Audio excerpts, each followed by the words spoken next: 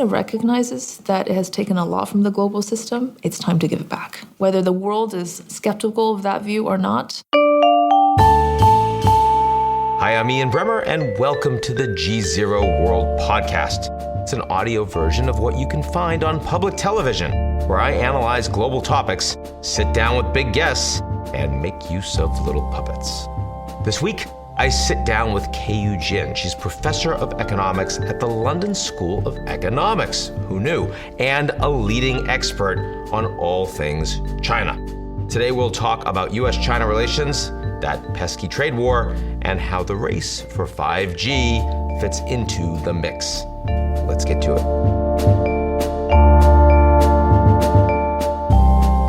The GZERO World is brought to you by our founding sponsor, First Republic. First Republic, a private bank and wealth management company, places clients' needs first by providing responsive, relevant, and customized solutions. Visit firstrepublic.com to learn more.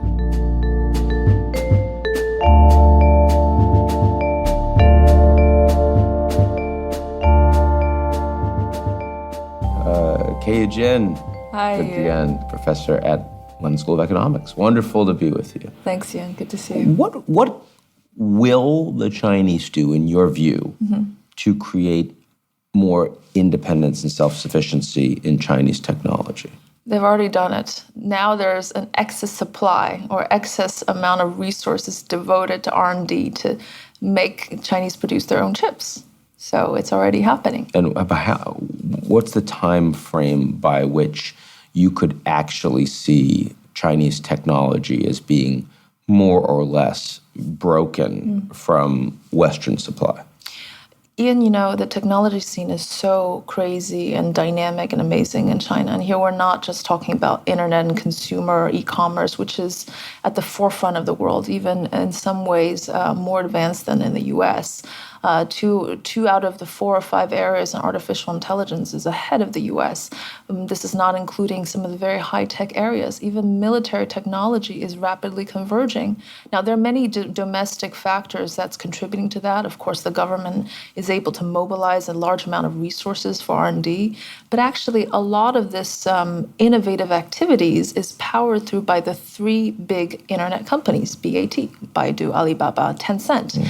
It's very interesting that it paints a very sharp contrast with the large American companies.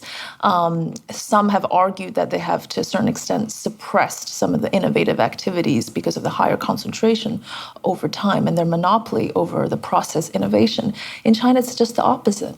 Ali is funding the smart cities in China. They are investing in R&D and financing lots of small companies on their ecosystem. So there are 2 misconceptions. One is that Chinese technology is all about copying and no innovation. That's no longer true. It was true, but it's not true today. It's definitely not true today. And second is that the government is the main backer, is the major driver of Chinese innovation. Can you say, I mean, if the Chinese are cut off from Western 5G, I mean, if Huawei is banned from the United States and from European countries, and as a consequence, the global technology market is not global, but instead you have Baidu, Alibaba, Tencent on the Chinese side, and you have Google, Microsoft, Amazon, Facebook, a few others on the American side. It's hard to see how that's better for China. Hard to see how it's better for the United States. For the world. Right, but hard to see how it's better for China. I mean, I'm having a hard time understanding that. I get the fact that China needs to do some reforms and that this is pushing them to do reforms. But I mean, it's hard for me to paint a picture that this is uniformly good for China. It's on the technology, in the technology sphere, clearly having 2 separate digital infrastructure technology ecospheres in the world is clearly inefficient and costly for everybody, and for China as well. But the Chinese government realizes that it's very possible that the exchange of knowledge, flows of ideas, technological, let's say, sharing, could potentially really, stop. A lot of the Google, Facebooks, Microsoft hire a lot of Chinese students, and then they return to the U.S. pushing through a lot of these innovative activities, that can all just stop. So the Chinese is braced for those kind of outcomes. That's not to say that it has to be the ultimate consequence, but they are prepared for that. And we agree it's highly costly for everybody. But Huawei is going to be just fine because Huawei has a huge Chinese domestic market. All these tech companies will be just fine, just occupying the Chinese market and bits and parts of the emerging world. Now, Keyu, you've said that China's responding to the Trump administration on a lot of this. And I certainly understand that in terms of the buying soybeans and financial sector openness, maybe other sectors as well.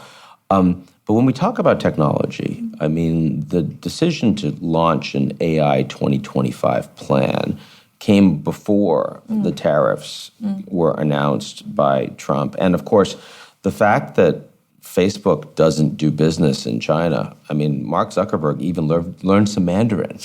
And he ain't allowed in, right? So it doesn't seem like the Chinese are very interested in having a single technology ecosystem globally. Is that correct? It is fair to say that information-sensitive internet companies have had a lot of trouble in China, and there was government intervention. But that is certainly not the case for companies like Amazon and eBay, which were simply outcompeted by the domestic companies. Now, Alibaba was one out of 12,000 e-commerce platforms. Meituan, a group buying business, was one out of 6,000. It drove out Groupon.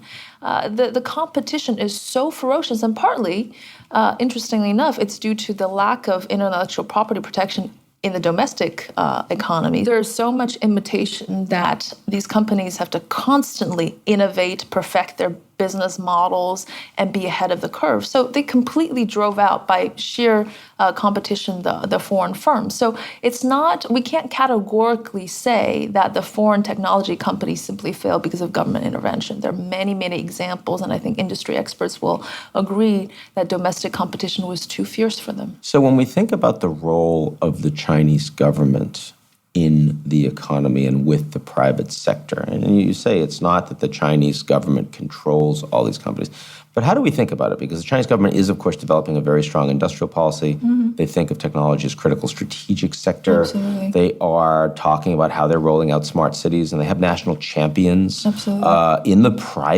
private sector for these. I mean, should we think of these companies as not quite private, not quite state, but some sort of hybrid? Is that a better way of thinking about them? Industrial policies have worked to a certain extent in China. It might also work in other countries. Other countries should feel free to pursue them.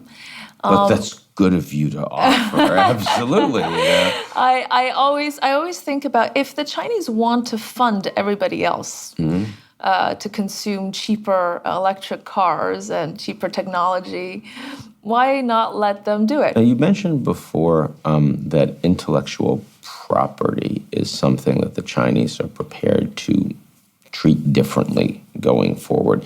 I certainly understand why the Chinese government would want to say that. I understand why they would want to ensure that IP is more respected for Chinese companies that are more competitive with each other. Yeah. But what is the real incentive for the Chinese to actually create standards of strong, independent intellectual property for Western firms? The intellectual property... They clearly haven't, right, thus far. That's right. To be very honest, my thoughts are the following. Number one is China recognizes that it has taken a lot from the global system. It's time to give it back. Whether the world is skeptical of that view or not is an open question. The second reason is that China really needs to enter a new stage of development, which is based on technology, which is based on innovation. And intellectual property protection is absolutely crucial and critical. So how optimistic should we actually be about the Chinese economy right now? Ian, 2 years ago, the world thought China was a ticking financial bomb. They were almost certain there was going to be a financial implosion because of the explosion in debt. Now, what we're seeing in terms of slowdown is a simple economic consequence of deleveraging. If you look at the various sectors, the corporate sector, the financial sector, the leverage ratios have really come down. So that means that, in my view, China is slower but safer as compared to a few years ago. That said, it's not that there's no fundamental problem with the Chinese economy. There are plenty. And the crux of the matter here is the financial system. Chinese financial system really sucks. Well, if you can't force a bankruptcy with assets that are clearly not productive, and historically in China that has not been feasible for political reasons. Yeah, there are lots of agency problems, incentive problems associated with bank lending, and because the equity markets and bond markets are nowhere near efficient, bank lending is still the dominant source of funding for these private firms. And what we see right now is that the financial system is not a channel that directs and allocates resources to the productive firms. And that is really the problem. If you can actually make that conduit much smoother, then there's a huge amount of productivity to be unleashed in the private sector. That does imply a lot less political control of who gets the cash and who doesn't get the cash in China, doesn't it? These are all very important things, absolutely. Yeah. So, I mean, at the end of the day, I mean, one of the things that I find very interesting is that you have much more innovation in the Chinese economy today. You have certainly some world-beating technologies that are being developed in China. You certainly have a lot of long-term strategy. But you also have political consolidation. I mean, one thing that you would say, certainly in the 5 years since Xi Jinping has been president, is that, if anything, there's more consolidation of power under an authoritarian system than there was when he first came in. And even more so last March when he decided no more term limits, right?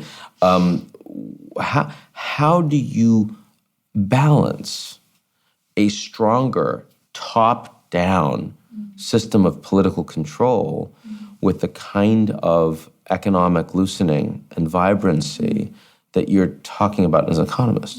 That's a fantastic question, Ian. First of all, the legitimacy of the party was brought into question because of the massive amounts of corruption that had weakened and debilitated the country before Xi took over. And because the political corruption have weaved into networks, deeply entrenched networks, it would have local party officials, parties, military leadership, key ministries, SOEs. Web Yeah. of interconnectedness. To fight anti-corruption, you need to break that net. And no matter what we think about political consolidation, that was a necessary condition for that to happen. Now, it's a great question. How do we balance that and economic vibrancy? Before we get there, because you haven't quite finished the political consolidation, because anti-corruption gets you over the last 4 years, but, no more term limits, that's after anti-corruption has already run its course, right? So individuals frequently decide that they like power and they want even more, right? Not necessarily all according to plan. Like when people ask me, anti-corruption, was it about more power for Xi Jinping or was it about anti-corruption? The answer is yes, right? I'm going to give you a different view from what we usually hear, Ian. It takes time to do stuff in China. It really takes many, many years to do something. And China has a long-term view, but still, it really takes time. Do we think that the Chinese entrepreneurial sector has today anywhere close to the animal spirits that we have in the United States or in traditional capitalist societies? Some of it, for sure. P2P platforms, there were many of them, and many became problematic, so the government had to step in. The government's approach is, you guys just first do what you want, because you guys know what's best and you guys are smart. If there's a problem, we're going to come in and intervene. But they don't stop you from the beginning, because they know it's these companies that's powering Chinese growth, that's producing some of these national champions. But is there an over-optimism? Absolutely. Are we in a bubble? Maybe. Were you surprised Jack Ma suddenly kicked it over? He's been around for a long time, and he's on to doing more impactful things for society. I think that's a good move. In China, we don't have enough philanthropy, so I think it's... You buy that story? I mean, 3 months before that announcement, that wasn't the plan. You buy that story? He's very active in the education You sector. buy that story? By what story? That this was not politically pressured for him to step aside as a man that was increasingly revered in Chinese society as an independent power base that was a little separate from them. Well, Alibaba's going to stick around with or without Jack Ma. So we'll see what's going to happen after he leaves. But So you're not sure? I have no information based on that hypothesis, so I'm not going to make conjectures. That's fair enough. Keyu Jin, professor at London School of Economics. Wonderful to be with you. Good to be here, Ian. That's our show this week. We'll be right back here next week, same place, same time, unless you're watching on social media, in which case it's wherever you happen to be. Don't miss it. In the meantime, check us out at GZEROmedia.com.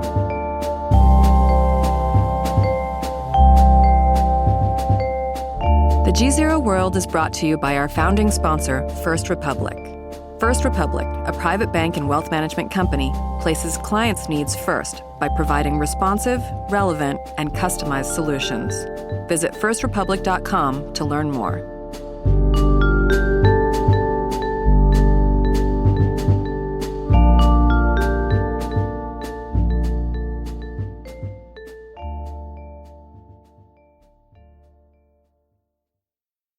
You're listening to the GZERO World with Ian Bremmer podcast, your weekly geopolitical deep dive into the world's biggest news stories, featuring in-depth conversations with global leaders and newsmakers. To get more of GZERO's insights on global politics every morning, sign up for our free newsletter, GZERO Daily, at gzeromedia.com.